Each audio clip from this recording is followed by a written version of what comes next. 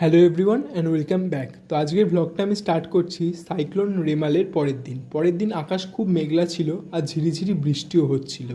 এই বৃষ্টিতে আমরা দুই হুজুকে বন্ধু মিলে ঠিক করি একটু গঙ্গার ঘাট দিয়ে বেরিয়ে আসা যাক। বর্ষার দিনে গাছপালা যেন নিজের সতেজ সবুজ রং ফিরে পায় আর গাছপালাকে আরও বেশি সবুজ লাগে দেখতে।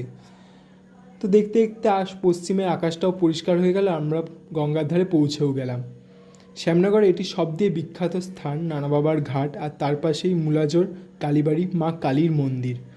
আজ গঙ্গার জল দীঘার সমুদ্রের ঢেউয়ের মতো মনে হচ্ছিল। তোমরা গঙ্গার জলের শব্দ শুনলেই বুঝতে পারবে।